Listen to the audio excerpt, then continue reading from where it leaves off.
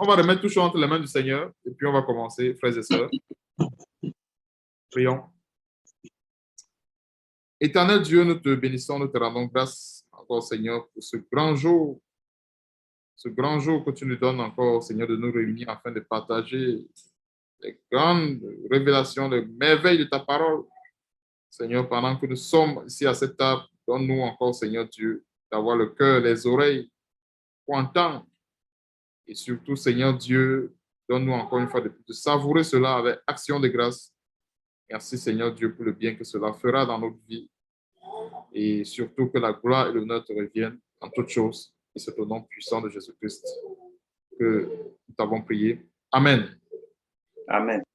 Donc, avant de commencer, on va tourner nos Bibles dans Jean chapitre 6. Jean chapitre 6, à partir du verset 28 jusqu'au verset 69. Donc, comme je disais tantôt, le thème aujourd'hui, c'est le repas du Seigneur, communément appelé la Sainte Seine, le pain et le vin. Et il y a beaucoup d'éléments qu'on va voir dans ce chapitre de Jean chapitre 6 qui vont nous permettre de comprendre ce que c'est que réellement le repas du Seigneur. Donc, Jean chapitre 6, à partir du verset 28, je lis au nom de notre Seigneur Jésus-Christ. Il lui dit, que devons-nous faire pour faire les œuvres de Dieu? Jésus leur répondit, verset 29, l'œuvre de Dieu, c'est que vous croyez en celui qui l'a envoyé. C'est-à-dire Jésus-Christ, bien sûr. Verset 30, quel miracle fais-tu donc? Lui dirent-ils, afin que nous le voyions et que nous croyions en toi. Que fais-tu? Verset 31. Nos pères ont mangé la manne dans le désert selon ce qui est écrit. Il leur donna le pain du ciel à manger. Verset 32. Jésus leur dit, en vérité, je vous le dis, Moïse ne vous a pas donné le pain du ciel, mais mon Père vous donne le vrai pain du ciel. C'est ici, à partir d'ici que les vraies choses commencent en ce qui concerne le pain, le véritable pain que nous sommes appelés à consommer par la foi. Verset 33. Car le pain de Dieu est celui qui descend du ciel et donne la vie au monde. Donc déjà par le verset 23, nous comprenons que le pain de Dieu est celui-là qui descend du ciel, c'est-à-dire c'est l'image de Jésus-Christ, et qui donne la vie au monde. Donc le pain, qu'est-ce qu'il fait? Il donne la vie. C'est-à-dire que quand nous consommons le pain, nous avons aussi également la vie. C'est l'image de cette communion que nous avons avec le Seigneur via le repas aussi également. C'est vrai que la parole de Dieu aussi également une forme de pain spirituel, mais comme je disais tantôt, quand nous allons dans les éléments de la parole de Dieu, on ramasse tous les éléments, on réunit tous les éléments ensemble pour que justement on soit pleinement édifié. Verset 34, il lui dit, Seigneur, donne-nous toujours ce pain. C'est normal, c'est le pain qui donne la vie. Et un pain qui donne la vie, c'est clair qu'on en aura toujours besoin. Donc, il lui dit, Seigneur, donne-nous toujours ce pain. Qui n'aime pas la vie? Nous tous, nous aimons la vie. Or, si nous aimons la vie et que la vie est dans le pain, c'est clair qu'on aura toujours besoin du pain. Que ce soit le pain sous la forme de la parole de Dieu, que ce soit aussi également le pain sous la forme du repas du Seigneur. C'est ça le thème d'aujourd'hui. J'ai pris cet élément et que je vais associer également à d'autres éléments qui concernent le repas du Seigneur pour qu'on le comprenne en profondeur. Verset 35. Jésus leur dit, je suis le pain de vie. Celui qui vient à moi n'aura jamais faim et celui qui croit en moi n'aura jamais soif. Autant pour moi. Donc, Jésus-Christ ici, qui est l'image de ce pain, le pain de vie, non seulement il nous rassasie, c'est-à-dire que quand nous consommons du pain de vie qui est Jésus-Christ, encore une fois de plus, que ce soit sous la forme de la parole de Dieu que nous mettons en pratique, que ce soit également sous la forme du pain qu'on rompt. C'est ça l'objet de l'enseignement d'aujourd'hui. Un peu. Donc, il est question que nous associons ces choses et que nous les mettions ensemble afin que nous puissions véritablement tirer le meilleur de cette parole. Verset 36. Mais je vous l'ai dit, vous m'avez vu et vous ne croyez point. Tous ceux que le Père me donne viendront à moi et je ne mettrai pas dehors celui qui vient à moi. Verset 38. Car je suis descendu du ciel pour faire non ma volonté, mais la volonté de celui qui m'a envoyé. Or, la volonté de celui qui m'a envoyé, c'est que je ne perde rien de tout ce qu'il m'a donné, mais je le ressusciterai, mais que je le ressuscite au dernier jour. Donc, ça, c'est la volonté de Dieu, non seulement de sauver l'humanité, en fait, mais aussi également de ressusciter tous les brebis du Seigneur, tous les élus de Dieu. Verset 40. La volonté de mon Père, c'est que quiconque voit le Fils et croit en lui ait la vie éternelle et je le ressusciterai au dernier jour. Verset 41. Les Juifs murmuraient à son sujet parce qu'il avait dit, je suis le pain qui est descendu du ciel. Et il disait, n'est-ce pas là le fils de Joseph, celui dont nous connaissons le père et la mère? Comment donc, dit-il, je suis descendu du ciel? Verset 43. Jésus leur répondit, ne murmurez pas entre vous.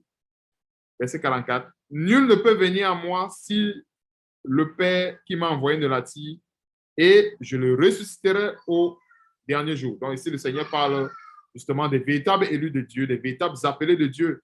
Et c'est le Seigneur lui-même qui ajoute chaque élu, chaque chrétien à son Église. Et ce n'est pas un effet de hasard parce qu'en fait, tout le monde ne peut pas être sauvé. Donc, tout le monde ne peut pas être sauvé. Ça, c'est peu importe le dévouement que les chrétiens, peu importe le travail que les disciples du Seigneur vont faire, mais tout le monde ne pourra pas être sauvé. Sous la base de ce verset, comme le Seigneur le dit au verset 44, nul ne peut venir au Seigneur si le Père, si Dieu lui-même ne l'attire vers le Seigneur. Verset 45. Il est écrit dans les prophètes, ils seront tous enseignés de Dieu, ainsi quiconque a entendu le Père et a reçu son enseignement vient à moi. Verset 46. Que nul n'a vu le Père, sinon celui qui vient de Dieu, celui-là a vu le Père. En vérité, je vous le dis, celui qui croit en moi a la vie éternelle. Verset 48, je suis le pain de vie. Donc, il y a encore ça qui revient au verset 48, je suis le pain de vie. Donc, quand également nous prenons le repas du Seigneur et que nous prenons le pain, quand on rompt ce pain-là, en fait, c'est une forme d'alliance. Un peu, nous consommons le corps du Seigneur, autant pour moi, de manière spirituelle, ce n'est pas de manière physique, puisqu'on ne le voit pas. Mais quand on rompt ce pain, qui est le pain, le pain que le Seigneur nous a recommandé de le prendre dans son nom, c'est une manière de communier avec lui, spirituellement parlant. Et comme je disais tantôt, il y a des mystères qui se passent. On ne peut pas expliquer ces mystères. Il y a des mystères qui se passent. Ce qui est sûr, il y a des mystères. Et c'est justement dans tous ces éléments de la parole de Dieu que Dieu, justement, agit, bien que Dieu a la possibilité de nous remplir de ce qui peut manquer à notre foi, tout simplement. Verset 40, j'étais au verset 48, verset 49. Vos pères mangeaient la manne dans le désert et ils sont morts. Donc, le Seigneur prend un petit parallèle avec l'ancien pain qu'il y avait dans le désert. Il dit, vos pères mangeaient la manne dans le désert et ils sont morts. Verset 50, c'est ici le pain qui descend du ciel, afin que celui qui mange ne meure point. Donc, quand nous mangeons de ce pain, qui est l'image de qui est Jésus-Christ lui-même, c'est clair que la mort disparaît en nous. C'est pour ça que je disais tantôt que le repas du Seigneur, le pain que nous prenons, symboliquement parlant, chasse la mort en nous. C'est-à-dire qu'une personne qui prend le repas du Seigneur, bien qui prend le pain du Seigneur, par la foi, la mort est chassée automatiquement, je peux dire bien spirituellement parlant, par la foi. Parce que c'est ce que ce verset dit. C'est ici le pain qui descend du ciel, afin que celui qui en mange ne meure point. Donc, nous pouvons manger de ce pain en obéissant à la parole de Dieu, en méditant la parole de Dieu, mais nous mangeons aussi également ce pain lorsque nous prenons le repas du Seigneur. Donc, c'est sur toutes les formes. C'est pour ça que je disais tantôt que quand nous consommons le pain seulement sur un côté, sur un plan, n'oublions pas l'autre plan, parce que l'autre plan aussi est aussi important. C'est pour ça qu'en fait, c'est ça le rôle des assemblées aussi également. C'est ça le but. Et quand nous regardons les disciples du Seigneur, du premier siècle, la Bible dit qu'il persévérait dans les enseignements des apôtres, dans la fraction du pain. Donc, c'est clair que c'est des choses qu'ils observaient aussi également. Donc, ils avaient l'habitude de persévérer dans cette chose. La fraction du pain, certainement, ils partageaient le pain, que ce soit pour manger naturellement ou bien que ce soit aussi également pour le repas du Seigneur. Verset 51. Je suis le pain vivant qui est descendu du ciel. Si quelqu'un mange de ce pain, il vivra éternellement. Et le pain que je donnerai, c'est ma chair que je donnerai pour la vie du monde. Donc, voilà encore une révélation que le Seigneur nous donne à travers le pain que nous sommes en train de parler. Et comme dit, quand on parle du pain, on peut aussi comprendre ça, non seulement sur la parole de Dieu que nous mettons en pratique, mais aussi également sur le repas, la forme du repas du Seigneur. Donc, ça nous confère cela, la vie éternelle. Et le pain que je donnerai, c'est parce qu'au moment où il parlait, il n'était pas encore là à la croix. Donc, le pain que je donnerai, justement, parce que pour nous aujourd'hui, ce pain a déjà été donné. Parce qu'aujourd'hui, nous sommes déjà parvenus à la grâce. Ce pain a déjà été donné. Et c'est pour cela que nous le consommons symboliquement dans le repas. Ça se comprend un peu. Ce pain, au moment où il parlait ici, ce pain n'avait pas encore été donné. Ce n'était pas encore une réalité. Mais nous qui sommes parvenus aujourd'hui à la grâce, c'est déjà une réalité. Et nous l'avons de manière symbolique dans ce qu'on appelle communément la Sainte Seine. Nous l'avons communément quand nous consommons ce repas. Donc, c'est ma chair que je donnerai pour la vie du monde. Là-dessus, les Juifs discutaient entre eux, disant, comment peut-il nous donner sa chair à manger? C'est normal, c'est des choses qui dépassent l'entendement. C'est des choses qui dépassent l'entendement.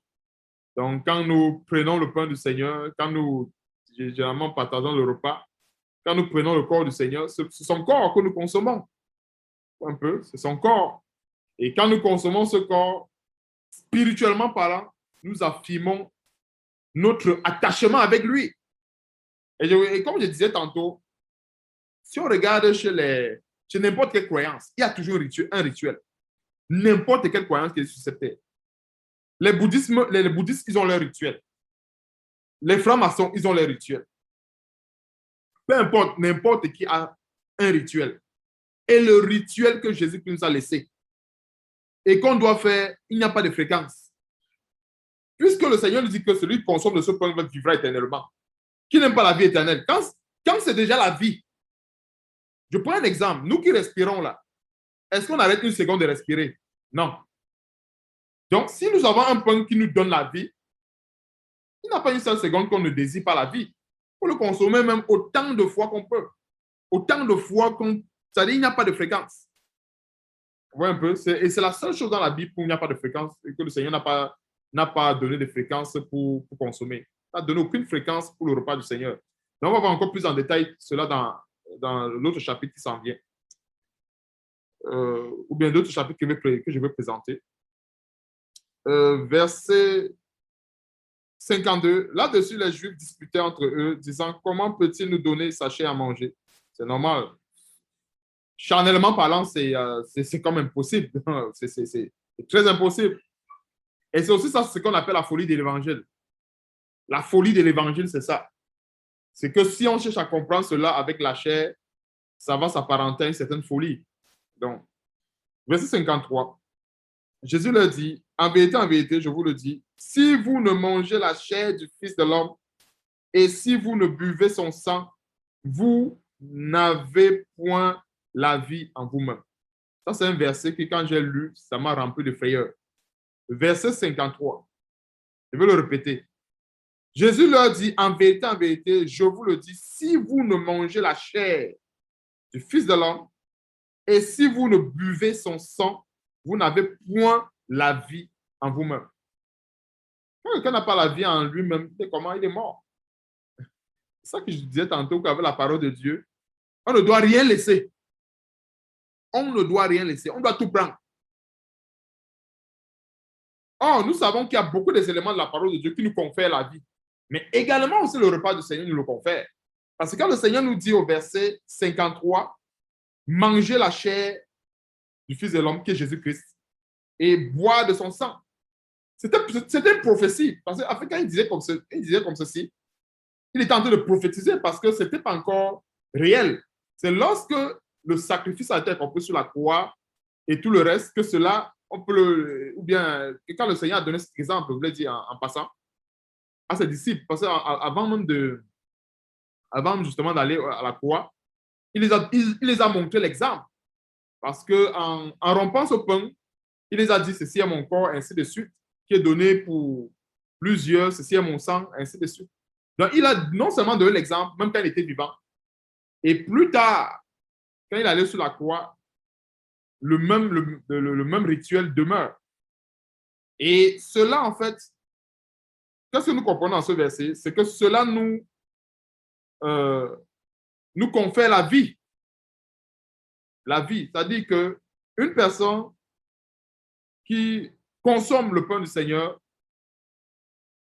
qui a cette signification de sa chair, et qui boit le vin, qui signifie le sang, qu'est-ce que cela donne? Ça donne la vie. Ça donne la vie. Et comme je disais tantôt, c'est spirituel. Ça ne veut pas dire qu'on est forcément mort. Non, je disais tantôt qu'on doit tout assembler ensemble. Et on peut justement être infirme parce qu'il y a certains éléments qui manquent comme cela dans la parole de Dieu.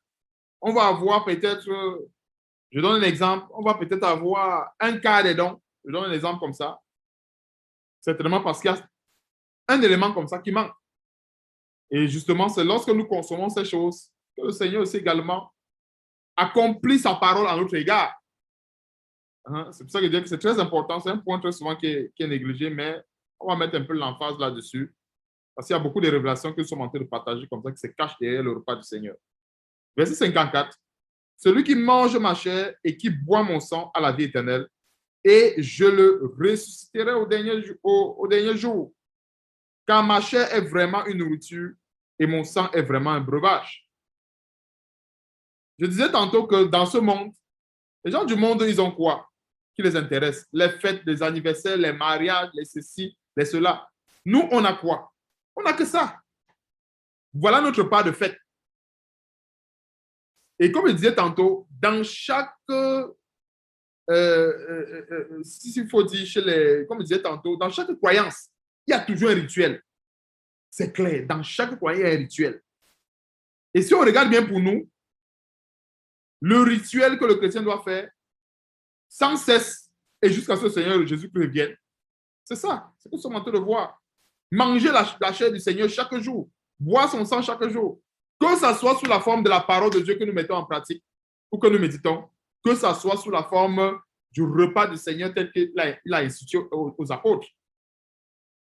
C'est-à-dire, oui, on consomme la parole de Dieu spirituellement parlant, on la consomme, on la met en pratique, ça nous bénit là, mais aussi nous avons besoin d'accomplir aussi également ce rituel. Parce qu'il ne doit rien manquer à notre foi. Rien. Rien manquer à notre foi. Verset 55. Quand ma chair est vraiment une nourriture et mon sang est vraiment un breuvage, celui qui mange ma chair et qui boit mon sang demeure en moi et je demeure en lui.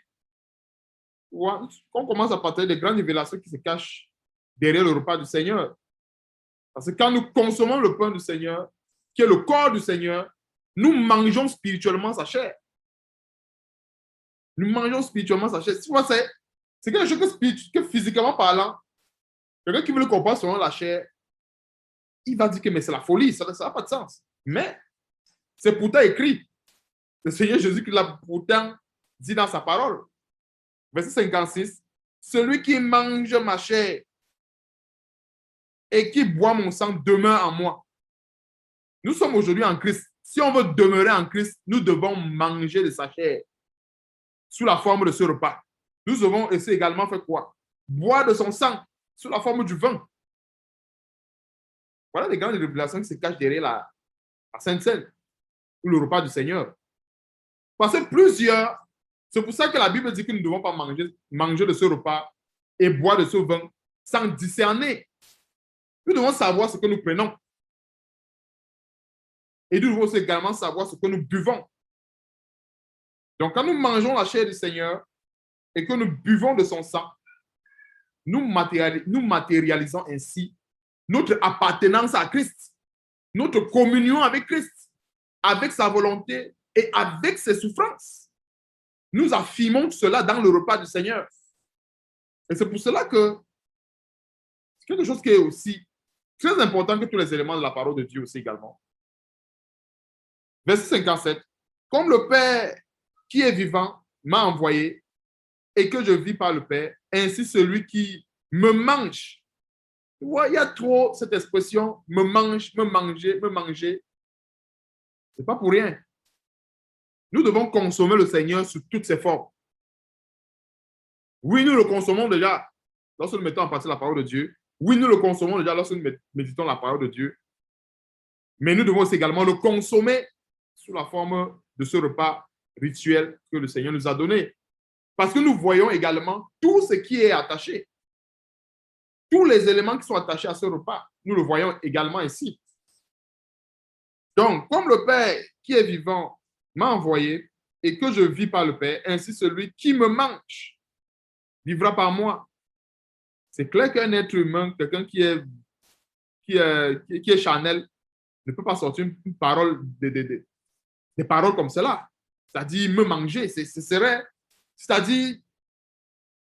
ça va s'apparenter à la folie. Mais pourtant, nous voyons un peu que le Seigneur est en train de nous révéler les choses ici, derrière non seulement le repas du Seigneur, mais aussi également avec la parole de Dieu. Verset 58. C'est ici le pain qui est descendu du ciel. Il n'en est pas comme de vos pères qui ont mangé la manne et qui sont morts. Celui qui mange ce pain vivra éternellement. Jésus dit ces choses dans la synagogue, enseignant à Capernaum. Donc, ça c'était un enseignement quasiment qu'il a donné, cela à Capernaum. Et tu vois, ce sont des enseignements qui demeurent. Nous également dans la grâce, ce sont des choses également que nous devons enseigner en ce qui concerne le repas du Seigneur, en ce qui concerne le pain du Seigneur que nous devons manger, qui représente son chair, son corps, le sang du Seigneur que nous devons boire, qui représente physiquement le vin.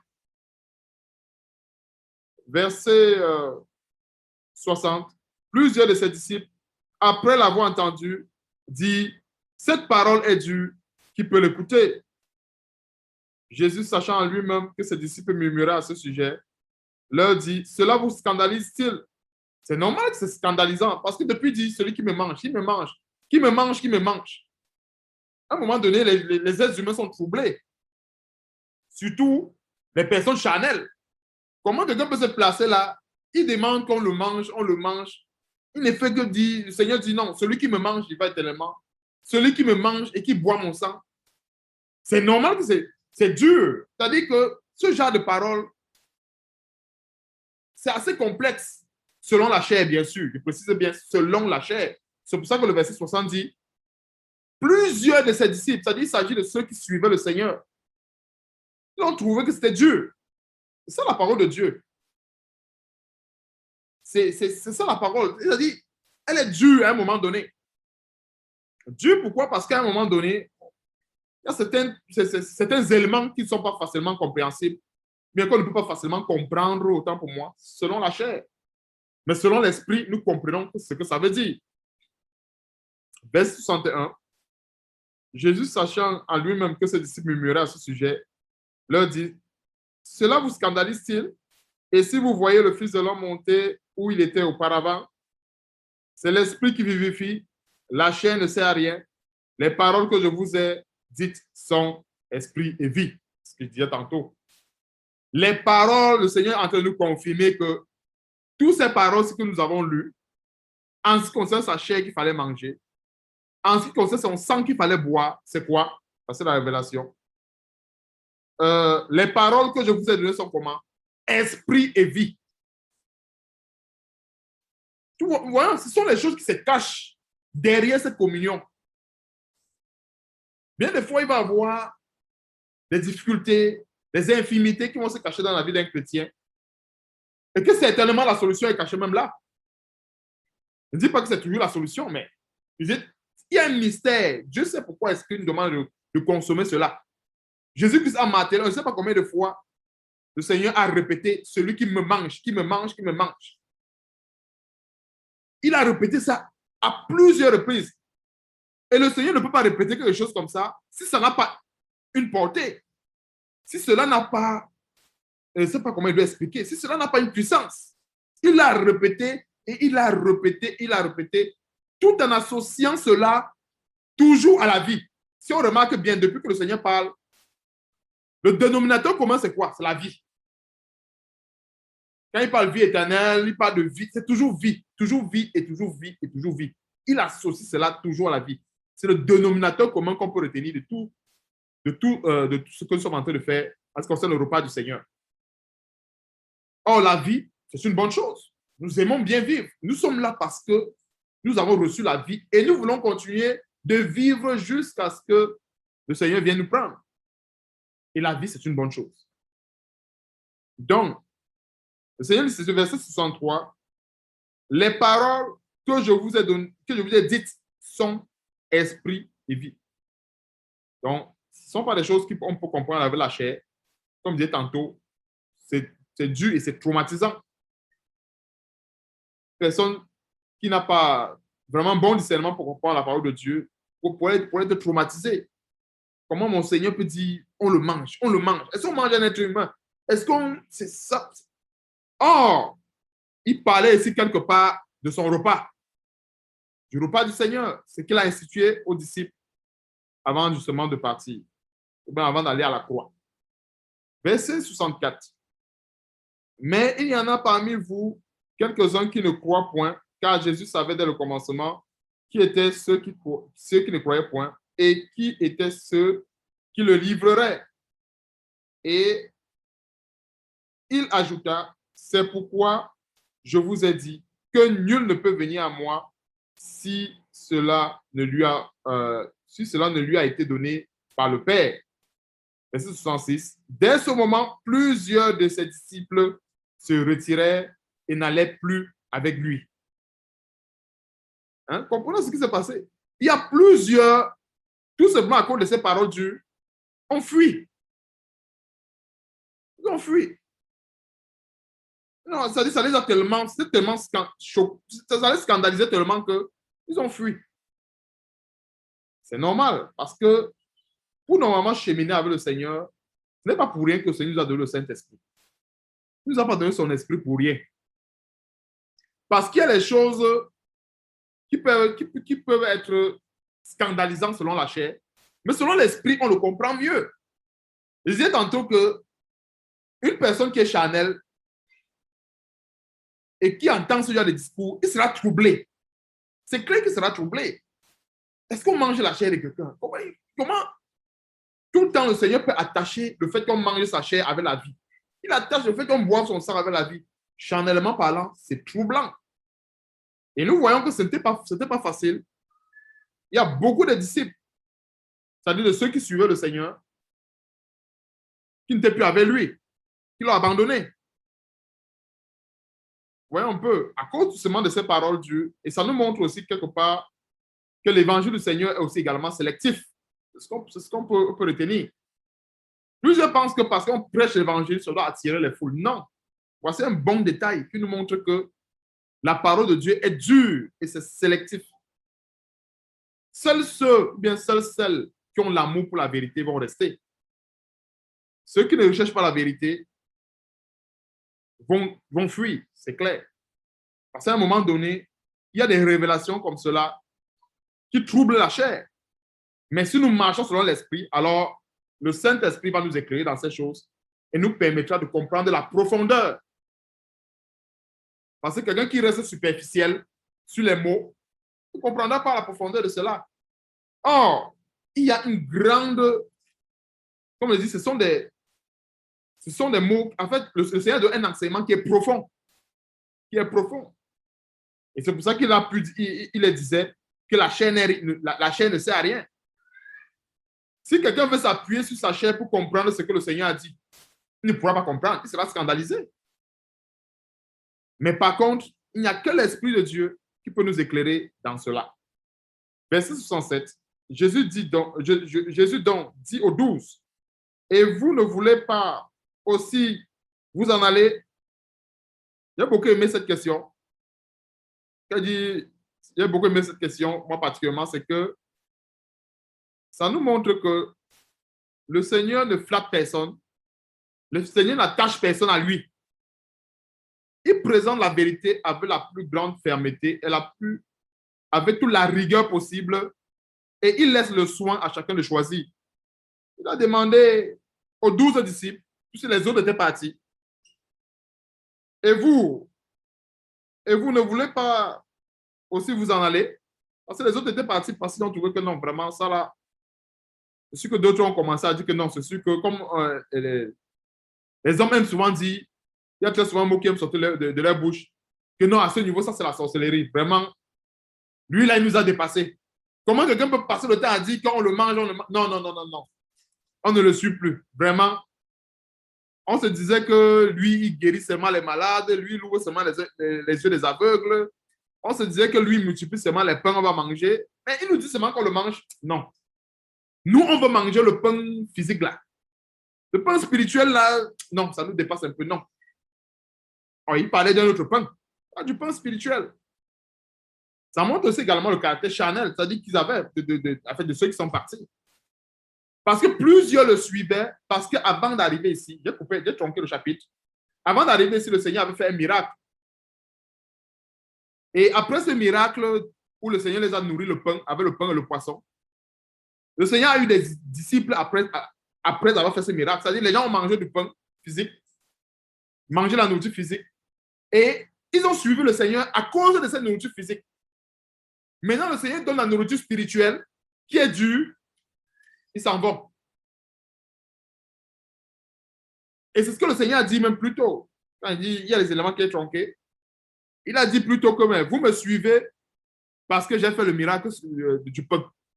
Et le Seigneur leur disait, travaillez pour la nourriture qui ne périt pas. Et on voit que plus tard, quand le Seigneur expose la nourriture qui ne périt pas, ils ne sont pas capables de supporter. Ils ne sont pas en mesure de supporter cette nourriture. Et plusieurs fuient. Donc, pour revenir ici, c'est comme ça, quand nous suivons le Seigneur avec des motifs purs, avec étant véritablement engagé, c'est clair qu'on ne recule devant rien. On ne recule devant rien. Il n'y a aucune situation qui peut nous faire reculer. Donc, verset 68, Simon-Pierre lui dit, Seigneur, à qui irons-nous? Tu as les paroles de la vie éternelle. Simon-Pierre a eu un très grand discernement ici. Il a discerné ce que le Seigneur... Il a discerné la profondeur de ses paroles. Mais tu as les paroles de la vie éternelle. On va partir où? Tandis que les autres ont dit non, vraiment, nous on te suivait. Certainement, en fait, je me dis certainement, c'est ce qu'ils ont dit. Ce n'est pas écrit ainsi. Certainement, plusieurs l'ont suivi. Parce que, comme je disais, au début du chapitre, le Seigneur avait fait ce miracle où il a nourri plusieurs. Et en allant à Capernaum et tout le reste, ils ont suivi le Seigneur là-bas parce qu'ils voulaient toujours le pain. Il y a plusieurs chrétiens comme ça aujourd'hui. Hein. Quand on le dit comme ça, on peut penser que c'est l'histoire ancienne. Non, il y a plusieurs chrétiens comme ça aujourd'hui. Pareil, tel que nous voyons. Quand tu commences à enseigner, tu balances les prophéties de gauche à droite, c'est clair que tu vas avoir plusieurs qui vont te suivre. Je vois ton ceci, je vois ton cela. C'est ça l'image du pain physique que le Seigneur les a donné avec du poisson. C'est-à-dire la nourriture qui périt. C'est-à-dire les prophéties sur le matériel, les prophéties sur ceci, les prophéties sur cela. Les gens vont suivre ça. Mais quand il y a une parole comme cela qui touche le spirituel, non. Plusieurs voient que c'est la folie. D'autres vont commencer à dire non, vraiment, c'est sûr que le gars là, c'est la sorcellerie. Il y a des choses qu'on ne comprend plus. Et pourtant, cela a véritablement tout son sens. Verset 69, le dernier verset ici. Et nous avons cru et nous avons connu que tu es le Christ, le Saint de Dieu. Donc, Simon Pierre ici nous montre que l'apôtre Pierre nous montre ici également que, c'est quoi pour retenir? C'est qu'il ne suivait pas seulement le Seigneur pour le pain qui périt. Malgré cette faiblesse qu'on a vue plus loin, il a régné le Seigneur et tout le reste. Nous savons que À un moment donné, tout chrétien peut avoir une faiblesse. Tout chrétien peut avoir une faiblesse. Mais cela, il y a plusieurs éléments qui nous montrent que même le Seigneur Jésus-Christ l'a dit. Quand le Seigneur a posé la question à savoir qui suis-je, il a dit que tu es le Fils de Dieu. Le Seigneur lui-même a dit ce n'est pas la chair et le sang qui t'ont révélé cela, mais c'est mon Père qui est dans les cieux. Donc, il y a certains éléments comme ça qui nous montrent que l'œil de Simon-Pierre était en bon état. Parce que tous ceux qui suivaient le Seigneur pour la nourriture physique n'ont pas pu supporter cette nourriture spirituelle. Parce que la nourriture spirituelle est dure. Et c'est ce que le Seigneur a dit ici, verset 55. Car ma chair est une nourriture et mon sang est vraiment un breuvage. Quand il parle de sa chair, c'est sous toutes les formes. La parole de Dieu que nous méditons, que nous nous efforçons à mettre en pratique, c'est la chair du Seigneur. Nous avons aussi également cette chair également dans le repas du Seigneur. Et séparément, ce que nous avons dans la mise en pratique de la parole de Dieu a ses vertus. Ce que nous avons dans le repas du Seigneur a aussi également ses vertus. Donc, on va également aller dans 1 Corinthiens chapitre 11, frères et sœurs, à partir du verset 17 à 30. 1 Corinthiens chapitre 11, à partir du verset 17 à 30. Ça parle du repas du Seigneur proprement dit. On a vu certains éléments pour comprendre mieux ce repas. 1 Corinthiens chapitre 11, verset 17. En donnant cet avertissement, ce que je ne loue point, c'est que vous vous assemblez non pour devenir meilleur, mais pour devenir pire. Comprenons que lorsqu'on s'assemble, il y a des règles que nous ne devons pas enfreindre afin que nous ne devenions pas pire au lieu de devenir meilleur. On ne doit pas enfreindre à certaines règles. Verset 18. D'abord, j'apprends que, c'est-à-dire, ce sont les choses que l'apôtre Paul a appris. Il était question qu'il mette de l'ordre dans ce domaine. D'abord, j'apprends que lorsque vous vous réunissez en assemblée, il y en a parmi vous des divisions, et je le crois en partie. Certainement, il le croyait en partie parce qu'il n'avait pas assez de preuves, ou bien il voulait confronter certains éléments lui-même.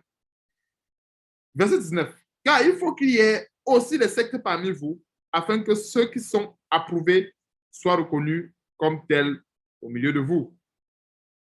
Je pense que quand nous dénonçons les faux pasteurs, les oiseleurs, c'est pour qu'il n'y ait plus de ces faux pasteurs. Non, c'est faux. Le rôle du fait qu'on dénonce les œuvres des ténèbres, c'est pour préserver les élus de Dieu, préserver ceux ou bien celles que Dieu a appelés. C'est-à-dire que c'est pour une âme que ce travail est fait. Mais maintenant, donc, est-ce qu'il n'y aura pas de faux? Est-ce qu'il n'y aura pas de... Est-ce que la situation ne va pas s'empirer? Elle va toujours s'empirer. C'est-à-dire une personne ne peut pas dénoncer les œuvres des ténèbres parce qu'il s'attend à ce qu'il n'y ait plus ces œuvres. Non, c'est impossible. Ça veut dire qu'il va falloir même changer les prophéties. Or, les prophéties nous disent, les prophéties nous renseignent que dans les derniers temps, les hommes seront fanfarons, égoïstes. Ce sont les prophéties. On doit vivre cela ainsi. Mais est-ce que c'est parce que ce sont les prophéties qu'on doit aussi également fermer la bouche? Non. Nous travaillons parce que nous mettons notre confiance dans le Dieu vivant. Nous travaillons aussi également parce qu'il y a beaucoup des élus de Dieu qui sont encore embrigadés dans des prisons. Donc, verset 19, l'apôtre Paul nous révèle ceci. Car il faut qu'il y ait aussi des sectes parmi vous. C'est-à-dire pas seulement des divisions. Pas des sectes, c'est un peu plus corsé, un peu plus profond. Afin que ceux qui sont approuvés soient reconnus comme tels au milieu de vous. C'est comme une parole qui dit, la lumière, elle brille parmi les ténèbres. S'il n'y a pas de ténèbres, comment la lumière va briller? La lumière, normalement, c'est le principe normal. La lumière brille parmi les ténèbres. Donc, c'est aussi également ça le principe de la parole de Dieu. Certainement, pour que certains soient reconnus et approuvés, il faut également qu'il y ait des mauvais. Qu'on voit les mauvais fruits et qu'on voit les bons. C'est ça. C'est-à-dire que si tout est lumière, c'est vrai, c'est l'idéal. Mais Dieu a bien voulu qu'on respecte ce principe, qui est non seulement les faux, qui est aussi des sectes, afin que ceux qui sont approuvés soient reconnus comme tels au milieu de vous. Lors donc que vous vous réunissez, ce n'est pas pour manger le repas du Seigneur, car quand on se met à table, chacun commence par prendre son propre repas, et l'un a faim tandis que l'autre est ivre. N'avez-vous pas des maisons pour y manger et boire, ou méprisez-vous l'Église de Dieu et faites-vous honte à ceux qui n'ont rien? Que vous dirai-je? Vous louerai-je? Et en cela, je ne vous loue point. Donc, certainement, les gens se réunissaient à table et en abusaient. On a vu tantôt que c'était un symbole. Quand le Seigneur dit, celui qui me mangera aura la vie éternelle, celui qui mange de ma chair, boit de mon sang, en fait, vivra éternellement. Tout comme les paroles que nous avons vues dans Jean chapitre 6. C'est un symbole. On ne peut pas se mettre à table, on cherche à se rassasier du pain du Seigneur. Ça veut dire qu'on n'a pas compris ce que c'est. Et c'est pour ça que l'apôtre Paul disait, lorsqu'on s'assemble, c'est pour devenir meilleur et non pour devenir pire. Je ne prends pas le repas du Seigneur, c'est-à-dire j'ai faim, au lieu de manger la nourriture normale et prendre cela symboliquement, mais je veux remplir tout mon estomac avec le pain du Seigneur. Non, ça c'est... ça veut dire qu'on n'a pas compris ce que c'est, tout simplement. On n'a pas compris. Ce pain-là que nous prenons, ce pain n'a pas besoin de rassasier notre estomac. C'est symbolique, c'est comme d'expliquer.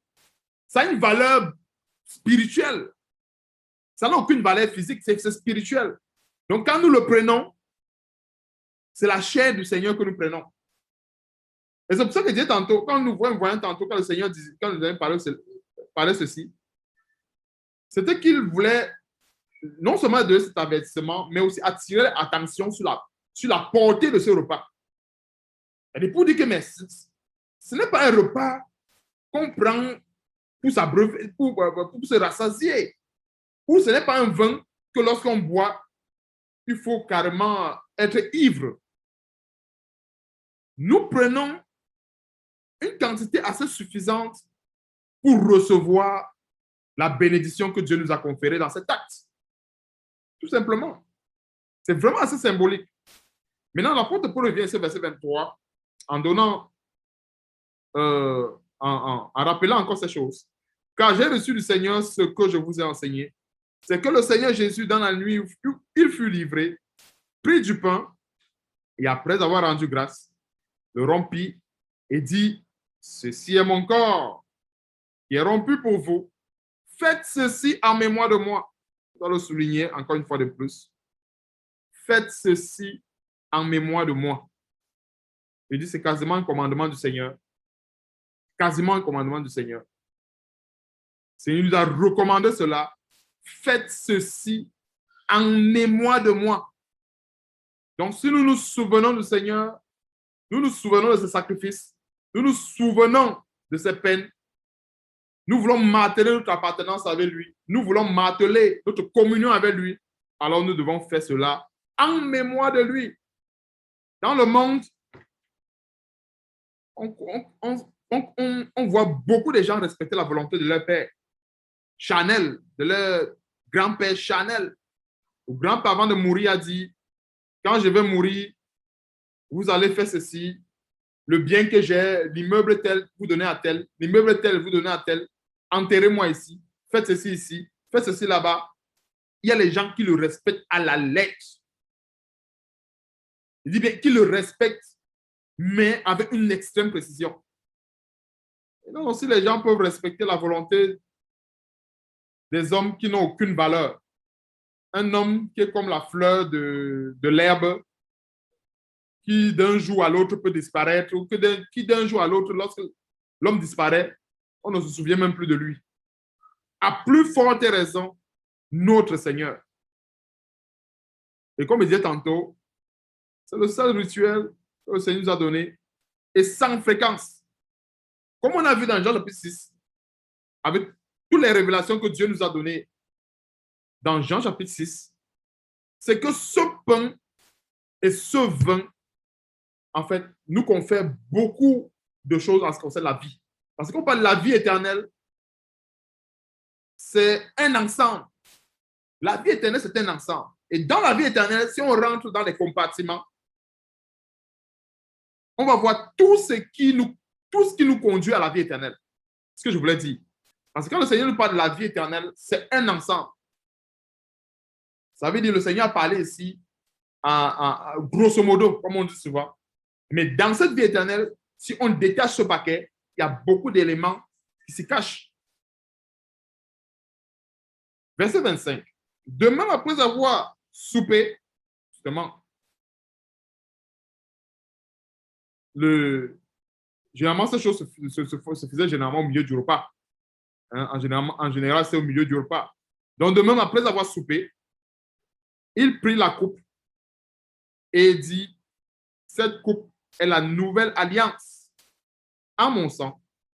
Faites ceci, il répète encore, faites ceci en mémoire de moi toutes les fois que vous en boirez.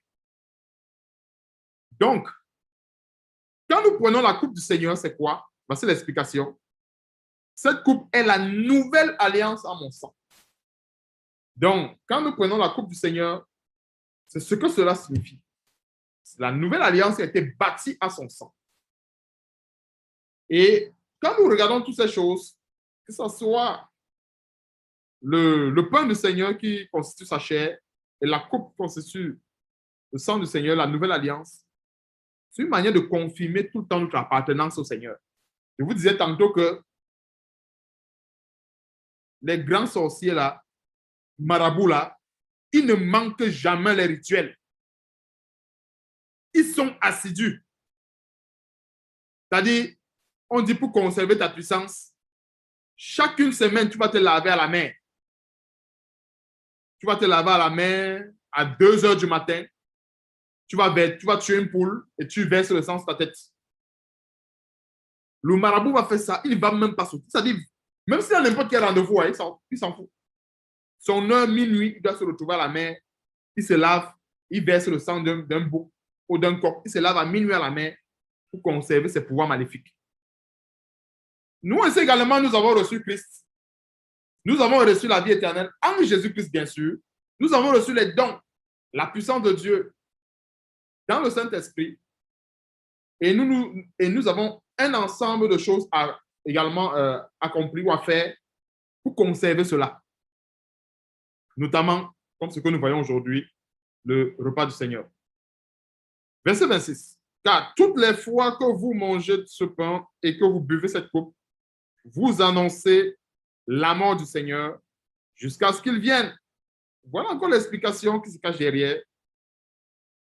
Donc, quand nous prenons le repas du Seigneur, à chaque fois, nous annonçons la mort du Seigneur. Et quand le Seigneur dit qu'on annonce sa mort, c'est un rituel qu'il avait donné avant d'aller à la croix. Et cette mort du Seigneur-là, c'est le symbole de quoi? La victoire sur Satan. N'oublions pas qu'il fallait que le Seigneur aille à la croix mourir pour vaincre Satan, comme le dit Colossiens chapitre 2, à partir du verset 14. Pas au verset 14 ou verset 15. Parce que le Seigneur dit ceci, qu'il a dépouillé les dénominations, dépouillé les autorités, il les a livrés publiquement en spectacle. C'est à travers cette œuvre. Donc, quand nous consommons de ce pain et que nous annonçons, comme le dit la mort du Seigneur, nous sommes aussi quelque part en train d'annoncer la victoire sur Satan. Regardons comment est-ce qu'il y a tellement de choses qui sont greffées, qui s'attachent à un élément. La mort du Seigneur sur ce qui revient est égale à quoi? La victoire sur Satan. Parce que lorsqu'on parle de la mort du Seigneur, il y a lieu de préciser. Lorsqu'il était sur la terre, bien sûr. Parce qu'en fait, lorsqu'il allait sur la croix et qu'il est allé mourir, c'est là où il a vaincu Satan. Aujourd'hui, nous savons qu'il est vivant. Il est assis à la droite de Dieu. Et il intercède pour nous. Et nous aussi également, spirituellement parlant, nous sommes assis, selon Éphésiens chapitre 2, verset 6, ensemble avec lui dans les lieux célestes. Donc, c'est un très grand rituel. Et quand le Seigneur nous dit qu'on annonce sa mort, victoire sur Satan, à chaque fois, si le diable savait que la mort du Seigneur devait être sa chute, devait être sa défaite, il ne devrait pas permettre cela. Il ne devait pas le permettre. Parce qu'il fallait normalement que le Seigneur accepte de mourir. Ce n'est pas pour rien que cette épreuve a été difficile. Il a fallu que le Seigneur lui-même aille prier. Il a demandé la force à Dieu et après, il a dit, à un moment donné, dit que ta volonté soit faite. Et cette volonté, c'était quoi? Aller mourir sur la croix. Aller défier Satan sur la croix. Donc, il y a beaucoup d'éléments comme cela. Donc, quand nous reprenons, c'est une façon d'annoncer la victoire sur Satan. C'est-à-dire, ce sont des choses comme ça, comme je parlais tantôt. Les satanistes, ils ont les rituels pour affirmer leur appartenance à Satan. Nous avons le nôtre pour affirmer notre appartenance à Christ. Si on dit bien, on confesse bien que Jésus-Christ est mort, il a défié Satan sur la croix, alors nous devons le confesser également par cet acte. En prenant le pain et en consommant en prenant du pain et en consommant du vin, qui est la figure représentative de son sang qui a coulé sur la croix. Verset 27. C'est pourquoi celui qui mangera le pain ou boira la coupe du Seigneur indignement. C'est quoi indignement? C'est que nous devons nous examiner avant de le prendre. Comme je disais tantôt, ça n'a rien à voir avec la chair. Le Seigneur nous a révélé plusieurs choses dans Jean chapitre 6. Ce n'était pas pour rien que plusieurs disciples ont fui. Il y a des choses là-bas qui dépassent la chair. C'est normal. Ils n'ont pas fui parce que c'était facile à comprendre. Le Seigneur nous a bien dit que les paroles qu'il les a données étaient esprit et vie. Esprit et vie, cachés justement dans ces éléments que nous sommes en train de partager. Donc, consommer la coupe du Seigneur indignement, c'est la consommer sans discerner. La consommer avec négligence. Comme nous avons vu, au départ comment l'apôtre Paul reprochait certains de venir à la table du Seigneur, prendre le repas du Seigneur pour se rassasier. Ça ne se fait pas. Le repas du Seigneur, ce n'est pas pour se rassasier, c'est un symbole. C'est le symbole de la vie. Or, la vie, elle est spirituelle. On ne peut pas prendre quelque chose qui est spirituel comme si c'était physique. Non, c'est la vie. Et c'est purement spirituel. Donc, celui qui mangera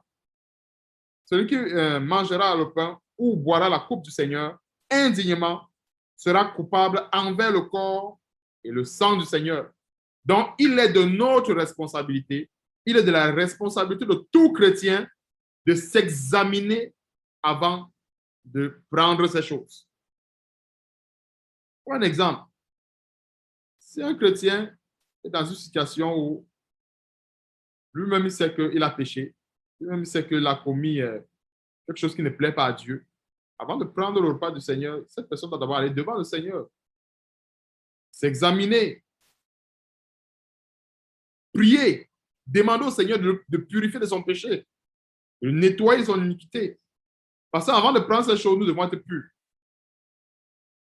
Comme je disais tantôt, il y a une puissance qui est vraiment attachée à cela. Et quand il dit une puissance qui est attachée à cela, c'est que quelqu'un qui le prend avec négligence, il peut s'attirer quoi? Les malédictions. On va voir ça par la suite. Et c'est pour ça que c'est vraiment quelque chose que nous devons le prendre avec beaucoup de considération. Et énormément de considération.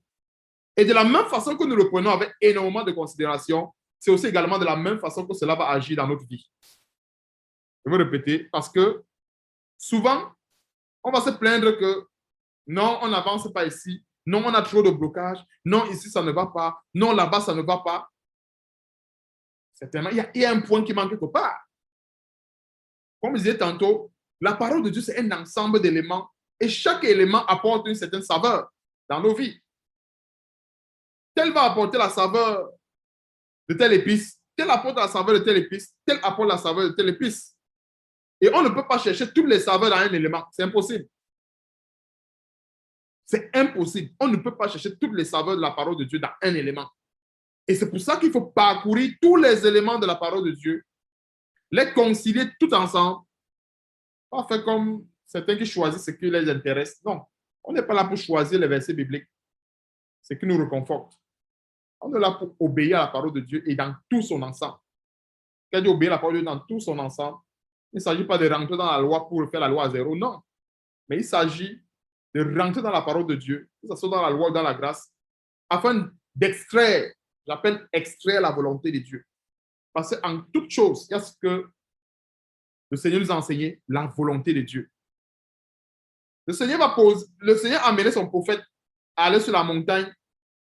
Je donne un exemple, sacrifier une vache. Quel est le message qui se cachait derrière le sacrifice de la vache? C'est ça qui est important. Ce n'est pas que je fais un copier-coller, je cherche une vache, j'achète et puis je m'en vais à la montagne pour le gorge. Non, ça veut dire que je n'ai pas compris ce qui se cachait derrière cet acte.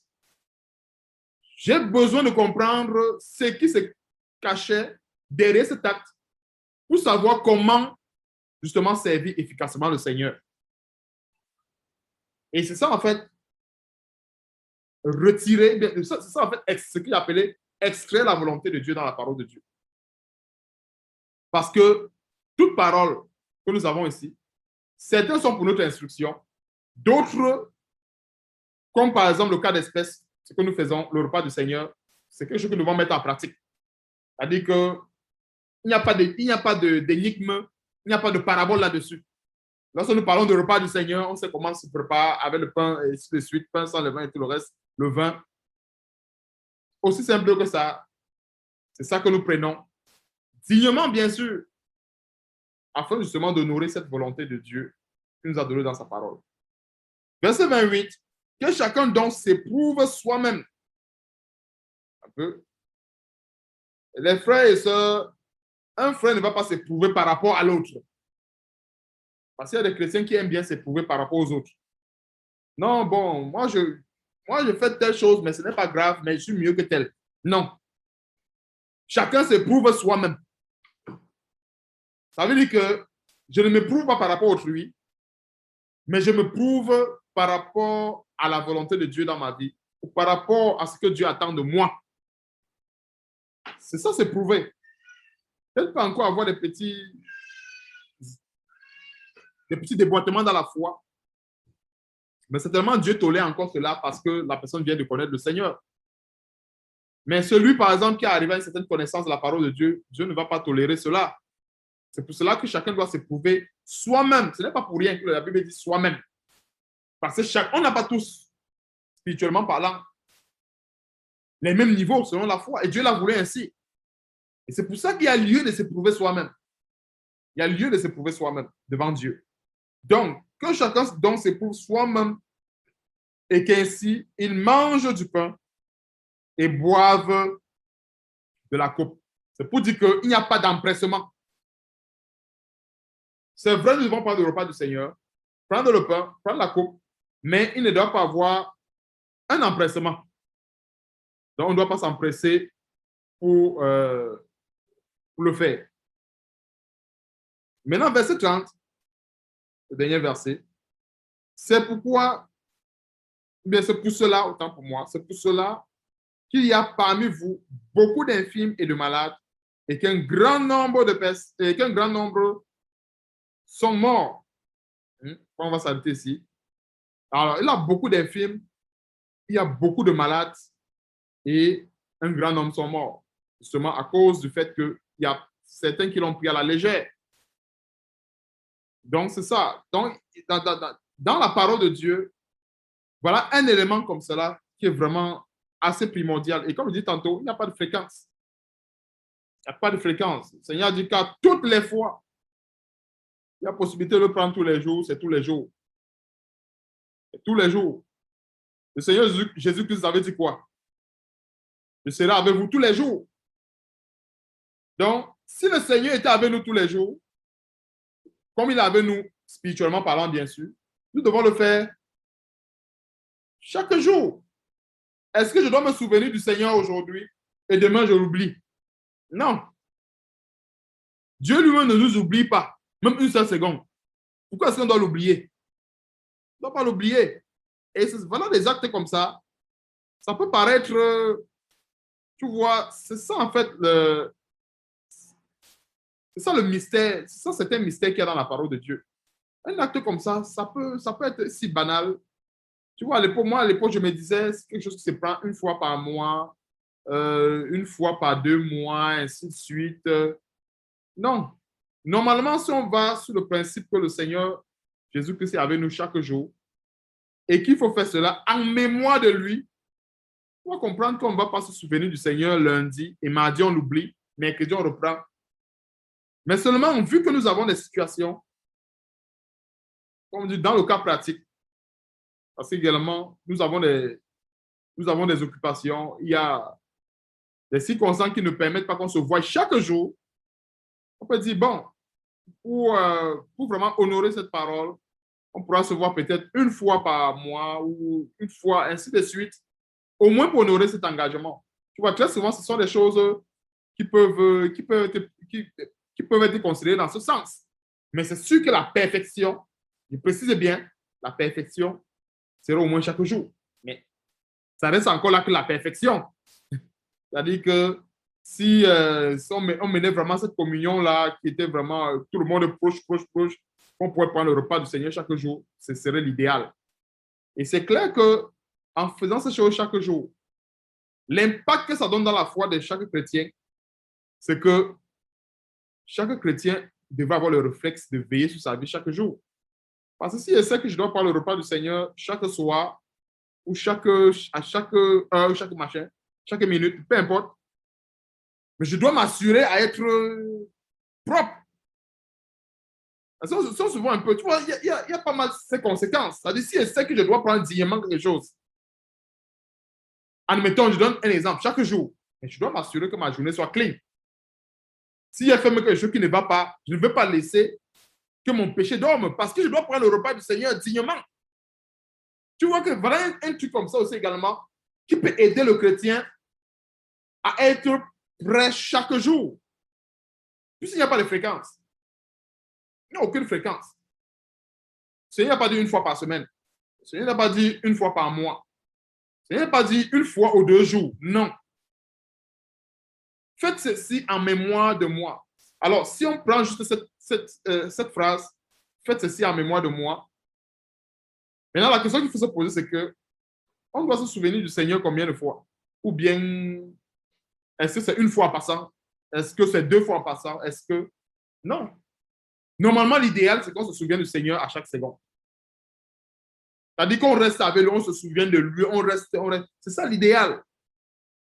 C'est ça normalement l'idéal. Donc, voilà un grand point comme cela de cet enseignement que j'ai bien voulu que nous partageons aujourd'hui sur le repas du Seigneur, surtout avec ces grandes vertus qui sont cachées à l'intérieur. Et surtout les vertus, c'est pour ça que j'ai associé cela à Jean chapitre 6, pour qu'on comprenne beaucoup plus.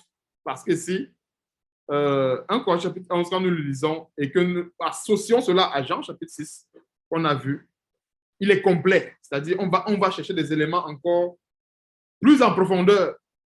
Et c'est ça qui nous aide à comprendre mieux ces choses. Parce que quand on se limite tout simplement à rompre un pain, à manger, ainsi de suite, sans toutefois aller chercher la véritable signification ou aller chercher les véritables résultantes de cet acte, ou bien les actes que nous posons, tu vois, ça nous galvanise plus. C'est comme une personne, moi je me rappelle à l'époque, quand on dit à quelqu'un que bon, telle chose soigne telle maladie, telle chose soigne telle maladie, mais la personne est plus encouragée à aller prendre le médicament parce que c'est que moi, de temps en temps, je souffre de telle maladie, alors j'ai appris que ça soigne telle maladie, je vais aller chercher. Et c'est ça aussi également la parole de Dieu. Donc, on peut avoir certains handicaps, on peut avoir certaines infimités autant pour moi dans la foi, tout simplement parce qu'il y a des choses comme ça qui manquent. Oui, on a fait ceci. Oui, telle chose on fait. Oui, telle chose on fait. Oui, telle chose on fait. Mais est-ce que ceci, on le fait aussi? Donc, on est terminé ici. Que le nom du Seigneur soit béni abondamment. Amen.